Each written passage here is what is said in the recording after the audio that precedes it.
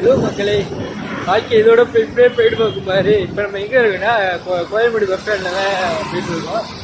அங்கே இருக்குன்னா போகிற அப்படின்னு கேட்டிங்கன்னா அப்படின்னா கேட்காதீங்க. நிலமை அந்தளவுக்கு மோசமாக இருக்குது.